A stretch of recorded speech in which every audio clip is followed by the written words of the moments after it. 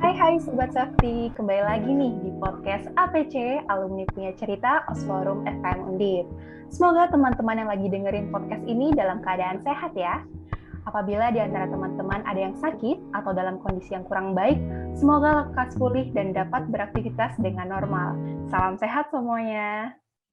Akhirnya nih, APC kembali menyapa teman-teman dan tentunya akan memberi asupan cerita yang informatif, insightful, dan menarik. Walaupun di tengah pandemi, tidak membatasi kita untuk tetap produktif dan terus belajar. Pada podcast kali ini, aku, Dwi Sofiana, yang akan menjadi host dan menemani teman-teman semua.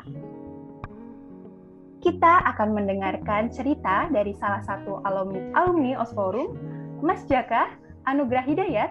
Beliau adalah HSSE Supervisor di Pertamina International Timor. Keren banget kan? Kira-kira gimana nih pengalaman dan tantangan beliau selama berprofesi di bidang safety? Pastinya teman-teman sudah nggak sabar kan? Oke, tanpa berlama-lama, mari kita undang Mas Jaka. Halo Mas Jaka, apa kabar?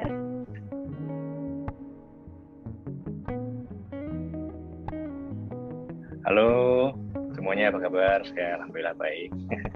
Alhamdulillah sehat. Mas Jaka lagi di mana nih, Mas? Ini saya kebetulan lagi jalan-jalan. Saya lagi di distrik. Ini kebetulan di perkebunan kopi. Ini sedang musim panen kopi dan saya sempat mampir ke tempat teman saya di sini. Kalian menikmati kopi ya, Mas ya? Betul sekali. Oke nih, boleh nih Mas untuk memperkenalkan diri terlebih dahulu nih, agar Sobat Safety semua lebih kenal nih kepada Mas Jaka. Silakan Mas. Ya, terima kasih atas kesempatannya. Nama saya Jaka Anugrah Hidayat. Saya FKM 2013, angkatan 2013. Untuk Osforum, saya Osforum 2016. Tahun 2017 lalu saya lulus dari FKM, langsung berangkat kerja. Awalnya saya di mining di Kalimantan untuk pertambangan batubara. Saya menjabat sebagai awalnya safety evaluator, kemudian saya pindah ke production, ke operasi, itu ke mining supervisor. Saya juga pernah di sektor konstruksi untuk di proyek High Speed Railway Jakarta-Bandung di bawah PT KCIC. Kebetulan saya menjabat sebagai safety coordinator di salah satu perusahaan penanaman modal asing dari Tiongkok ya, dari China, itu dari Sino Hydro Corporation Limited. Saat ini saya menjabat sebagai HSSE Supervisor di Pertamina International Timor di Dili, Timor Leste. Saat ini sudah 2 tahun. Jadi ya, saya cukup menikmati di sini. Nanti mungkin saya bisa berbagi sedikit pengalaman ke kawan-kawan harapannya. Oke nih, thank you Mas Jaka atas perkenalannya. Nah, boleh nih lanjut aja ya Mas. Kita ada beberapa hal nih yang mau kita kepoin ke Mas Jaka. Boleh ya Mas ya? Ya, boleh banget. Oke, pertanyaan pertama, boleh nih diceritain Mas, gimana pekerjaan Mas Jaka?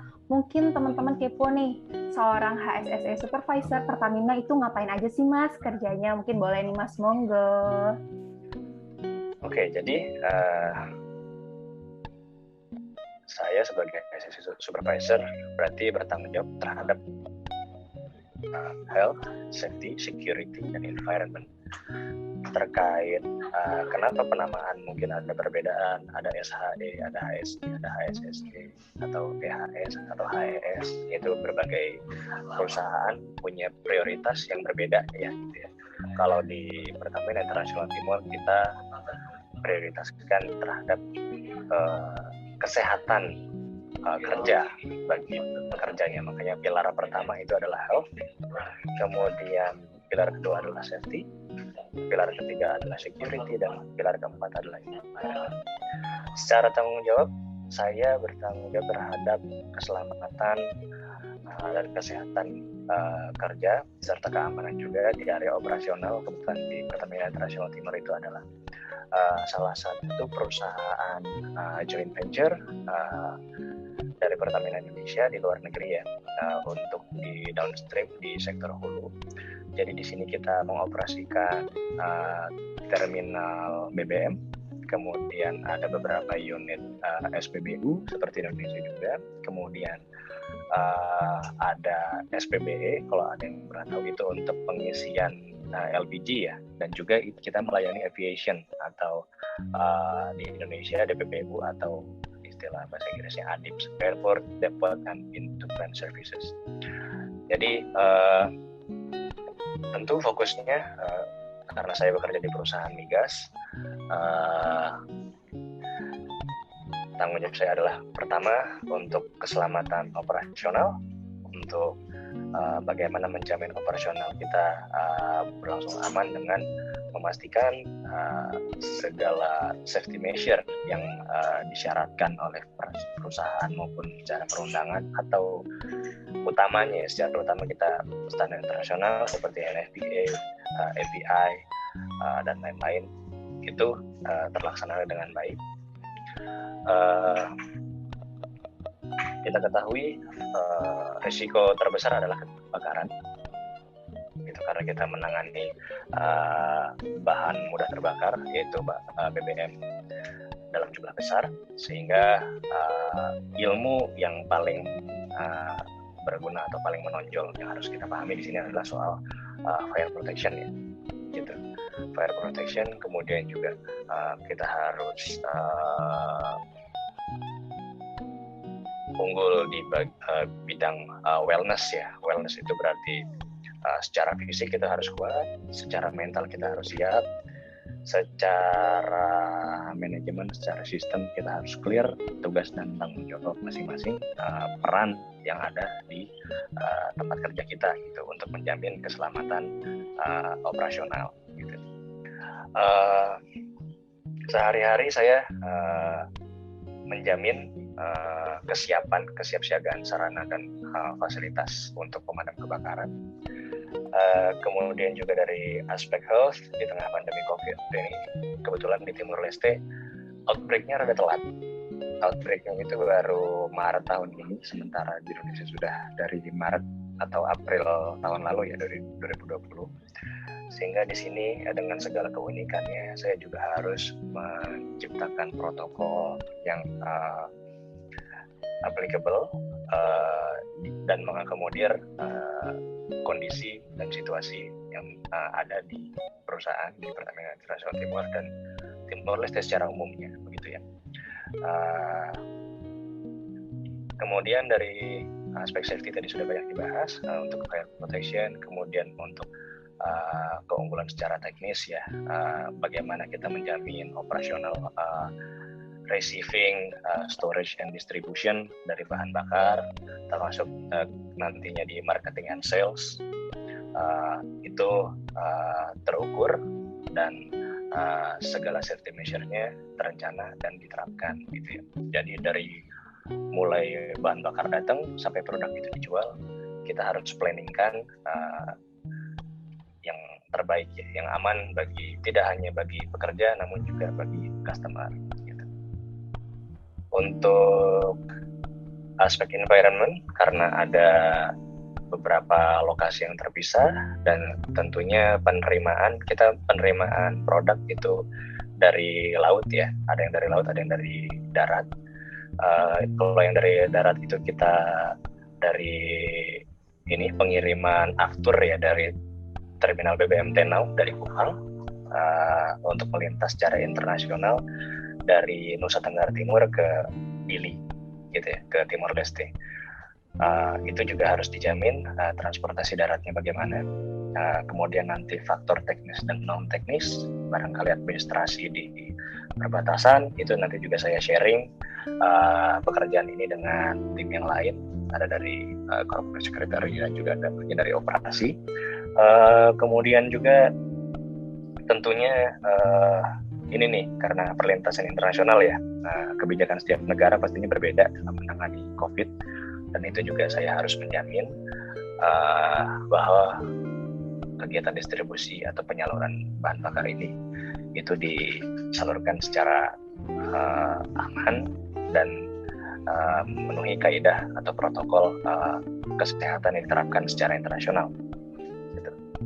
Tidak hanya yang di darat, namun juga dari laut, karena untuk suplai dari laut kita global sourcing istilahnya, tidak hanya untuk kemungkinan dari Indonesia, namun juga dari negara-negara lain, dari Singapura atau dari yang lain.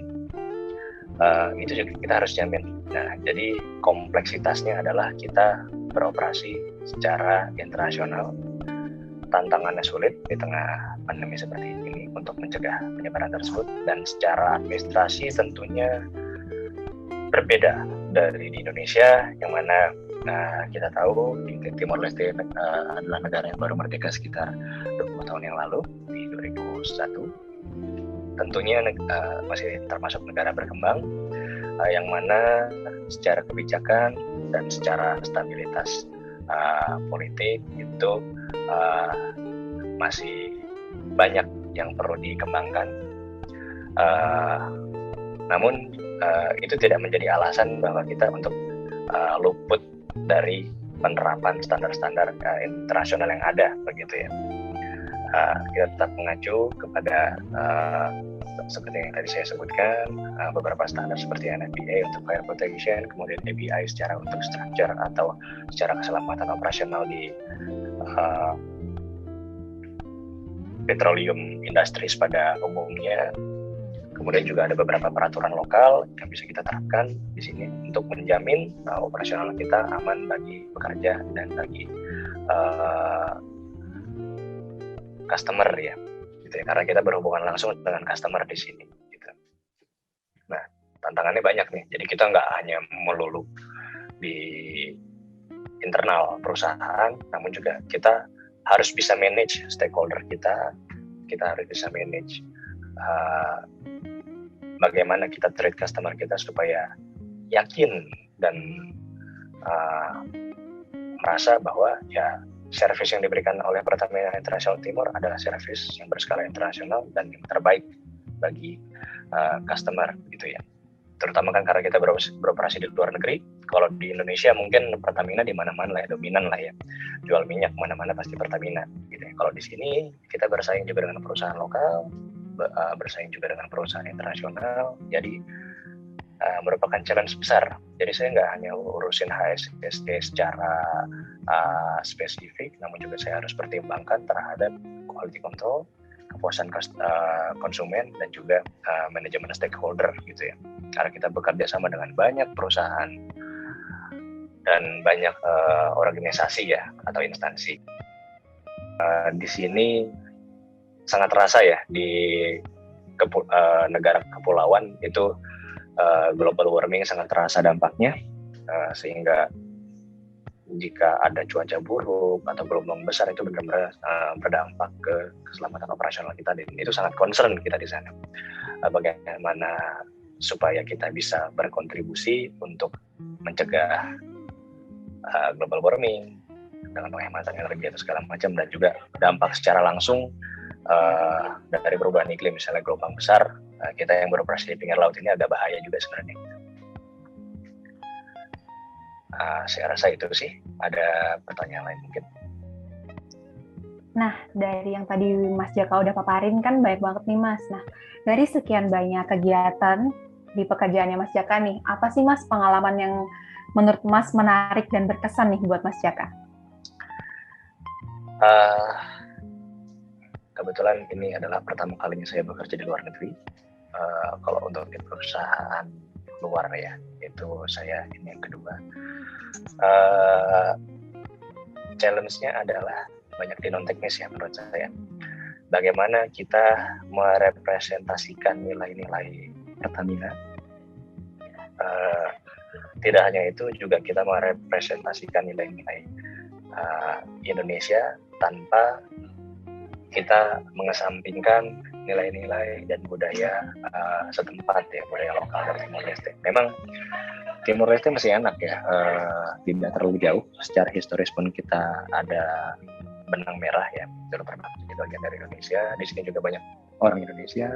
Kebetulan kafe tempat perkebunan kopi yang tempat saya duduk sekarang ini teknisinya orang Indonesia, tapi dari pemiliknya adalah orang lokal, secara budaya juga beragam. Ya kita nggak bisa pakai cara kita ngobrol atau cara kita kerja di Semarang gitu, kita bisa aplikasikan di tempat lain gitu kan. Ya kadang kita ngomong hoi gitu, kayak di tempat lain juga belum tentu ada yang ngerti juga kan gitu ya. Iya, Ya benar di mana banget. bumi dipijak, disitulah langit dijunjung. Itu challenge terbesar bagi saya. Oke, keren banget nih Mas Jaka. Semakin banyak insight baru ya Mas ya, kalau menemukan atau hidup gitu bersama orang lain yang beda gitu culture-nya gitu ya Mas ya. Betul.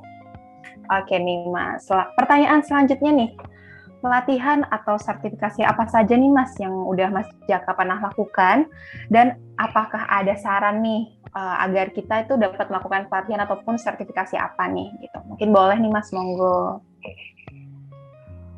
Setelah saya lulus dari FKM, kita mengakui bahwa kelemahan terbesar kita sebagai lulusan ketiga FKM adalah pengetahuan teknis ya, baik yang secara spesifik maupun secara umum di berbagai bidang industri. Misalnya kalau di konstruksi kita harus paham teknik sipil, karena kita pekerjaan yang kita awasi adalah pekerjaan sipil.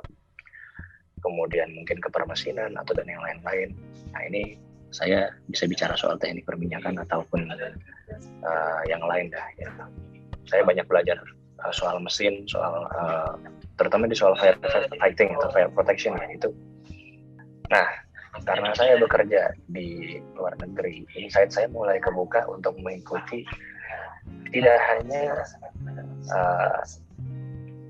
sertifikasi atau keahlian atau kompetensi yang berlaku secara nasional atau regional Asia Pasifik atau segala macam. Kalau misalnya di Indonesia kita ada BNSP atau segala macam. Terakhir saya ikut IOSH, Institute of Occupational Safety and Health. Awalnya saya training untuk managing safely tahun 2020, sampai saya benar-benar tertarik secara lebih dalam untuk membuka insight saya secara internasional. Itu akhirnya saya bergabung kepada membership IOSH. Kemudian saya kedepannya saya ada rencana untuk ambil NEBOSH ya, itu salah satu hal yang umum sebenarnya di dunia migas, terutama di hulu. Rata-rata orang bekerja di rig itu biasanya ambil NEBOSH, International General Certificate, itu dari UK juga. Saya masih nimbang-nimbang nih, kedepannya saya ambil International General Certificate atau Oil and Gas Certificate gitu ya. Sebenarnya secara garis besar bisa dibilang seperti AK3U ya, cuman skalanya internasional. Dan karena saya berkarir di luar, saya mencoba membuka insight yang lebih tidak hanya fokus kepada peraturan atau penerapan yang kita bilang local wisdom di Indonesia ya, gitu ya. Namun juga bagaimana caranya kita beradaptasi di dunia internasional gitu. Banyak hal teknis yang saya belajari, terutama karena basic kita bukan teknik. Hitung-hitungannya bagaimana. Namun itu bukan berarti kita nggak bisa ya. Kita tetap harus belajar. Dan alhamdulillah selama saya bekerja di sini saya sudah menjalankan inspection terhadap infrastruktur itu beberapa kali, dan ya bisa gitu. Nggak ada alasan bagi kita untuk nggak open kepada bidang keilmuan yang lain, terutama jika itu berhubungan langsung terhadap proses kita gitu ya. Sementara mungkin untuk sertifikasi gitu ya, untuk kedepannya ada beberapa sertifikasi lainnya mungkin yang jadi saya consider untuk saya ambil, namun saya masih planning juga sih. Tapi yang penting gimana caranya nanti kita, atau misalnya kita pengen gimana sih supaya kita menjadi seorang personel ketiga yang baik di pekerjaannya, di bidangnya, itu adalah dengan kita mengetahui proses bisnis dan di mana kita bisa involve untuk menciptakan suatu operasional yang aman dan selamat begitu ya, bagi pekerja dan juga bagi orang-orang di sekitar kita. Oke, thank you Mas Jaka atas jawabannya gitu. Berarti kita di sini memang perlu banyak belajar ya Mas ya, dan mengambil banyak pelatihan sertifikasi gitu untuk menambah kemampuan kita gitu ya Mas ya. Nah, dari tadi kita udah bahas pengalaman Mas Jaka nih. Sebelumnya seperti yang kita tahu nih Mas, Pertamina ini kan perusahaan yang besar nih. Pasti banyak banget nih Sobat Safety yang cita-citanya masuk Pertamina. Nah, mungkin boleh nih Mas Jaka berbagi cerita dan juga info gimana nih Mas Jaka bisa masuk Pertamina, dan mungkin apakah ada beberapa jalur nih untuk masuk Pertamina dan gimana nih mekanisme seleksinya mungkin. Monggo Mas Jaka. Oke, jadi perlu diketahui saya itu direct hire. Kebetulan untuk slot kompetensi yang dibutuhkan di Timor Leste beberapa tahun yang lalu itu mengalami kesulitan ya ketenaga kerjaan untuk lokal, kemudian diputuskanlah untuk meng-hire expatriate dari Indonesia, yaitu dengan cara hire langsung. Itu juga bisa ada beberapa jalan ya. Untuk secara masuk ke Pertamina in general, setiap tahun akan ada lowongan, baik itu dari D3, S1, ataupun yang experience hire, itu setiap tahun pasti dibuka ya. Ada juga lokasi lain seperti di Singapura, kita ada Pertamina International Marketing and Distribution, PIMD, dan yang di sektor hulu ada di Aljazair, ada di Irak, ada di beberapa negara lain, itu di bawah PIEP ya, Pertamina International EP gitu ya, di bidang hulu. Banyak jalan untuk kawan-kawan bisa berkarya di Pertamina, bisa yang seperti saya direct hire ataupun ikut program bimbingan profesi sarjana, BPA, BPS, kemudian atau untuk experience. Bagi kawan-kawan yang mungkin sudah lama bekerja di perusahaan lain dan cukup yakin akan kompetensinya untuk mencoba di Pertamina, silakan apply.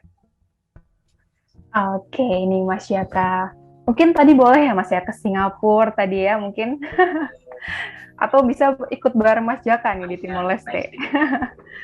Boleh banget. Oke, boleh banget nih tentunya. Sambil nemani Mas Jaka mungkin ya di sana. Iya nih. Oke, boleh nih Mas disampaikan nih kesan dan pesannya nih buat Sobat Safety semua. Mungkin yang masih kuliah dan juga yang masih job seeker atau juga yang sudah bekerja, boleh banget nih Mas, mungkin ada pesan dan kesan nih.